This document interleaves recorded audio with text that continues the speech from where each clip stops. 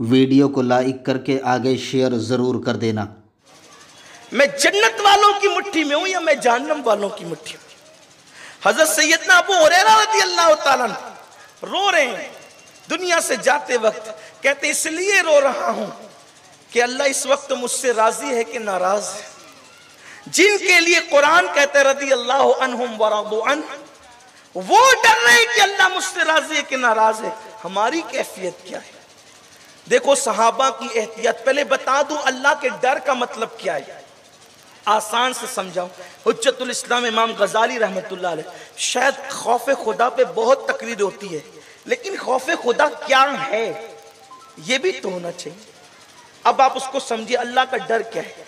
आपने छुरी ली, छुरी लेकर आप फल काट रहे, फल काटते वक्त ख्याल आया छुरी बड़ी तेज है, मेरी उंगली ना कट जाए, इसी को कहते हैं डर। तो जब आपको उंगली का ख्याल आता है तो छुरी आप एहतियात से चला, बिला तमसील आप कदम उठाएं तो ये ख्याल आए यार नाराज ना हो, तो कदम एहतियात से उठता है।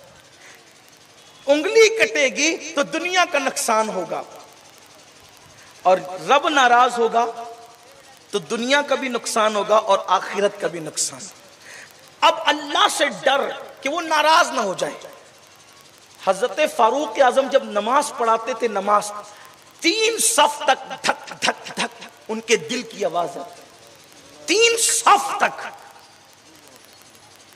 अल्लाह के रसूल सल्लल्लाहु अलैहि वसल्लम नमाज पढ़ते थे तो हुजूर अलैहि सलाम की आवाज दूर तक सुनाई देती थी, ऐसे जैसे चूल्हे पे रखी हुई हांडी में सालन पकता है तो कैसे खत खत की आवाज आती है। एक दिन उम्मुल मोमिनीन अम्मा आयशा ने पूछा, या रसूल अल्लाह ये आवाज काहे की आती है? कहा आयशा तुझे पता नहीं मैं किसके दरबार में खड़ा रहता हूं? जिसके लिए कायनात बनी है उसके खौफ का आलम ये है, जिसको मालिक जन्नत बनाया है उसके खौफ का आलम ये है। आज जो बेखौफी है ना, हर आदमी इस पूरे मजमे में, मैं और हम सब, मैं आपसे अलग नहीं हूं, हम लोग आपसे अलग नहीं, ये इन अल्लाह वालों को छोड़कर कहता हूं, मेरी और आपकी बात करता हूं। हम सिर्फ आपस में सोचें कि हम रोजाना अल्लाह को राजी करने के कितने काम करते हैं और अल्लाह को नाराज करने के कितने काम करते हैं। हमें जन्नत की कोई बशारत नहीं है, हम तो जबरदस्ती 2 नंबर में ठेकेदार बन के बैठे जन्नत के। खुद का भी जन्नत का ठिकाना है कि नहीं है ये कोई गारंटी नहीं है।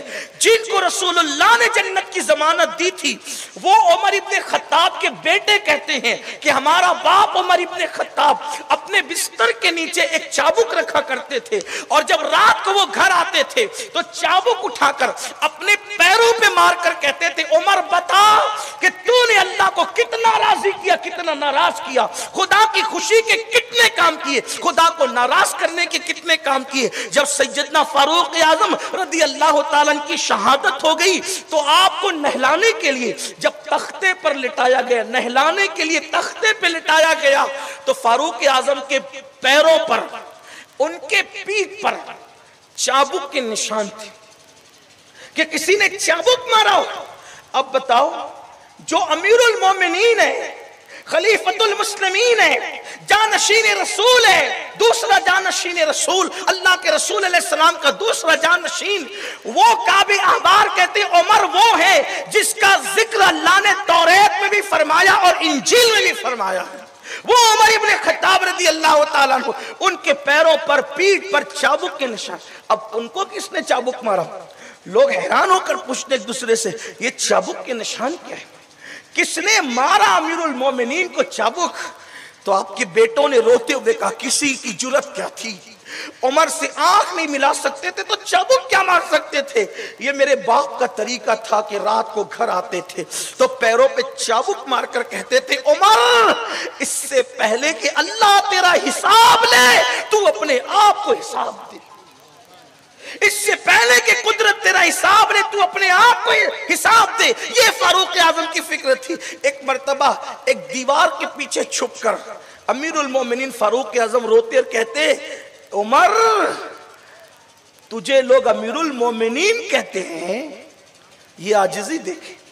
एक हशी लोग हमें टाइटल देते तो अपने सीने फूलते हैं, हम तो फूला हैं, हम तो फूला हैं। बल्कि कोई ना भी दे तो लोग जबरदस्ती सेटिंग करके टाइटल लेते हैं। यहां कुदरत ने जिसको इतना नवाजा हो, वो फारूक आजम दीवार के पीछे छुप कर दाढ़ी पकड़ के कहते, उमर अल्लाह की मखलूक तुझे अमीरुल मोमिनीन कहती है और तू गुनाह से नहीं बचता, क़यामत में तू अल्लाह को मुंह क्या दिखाएगा?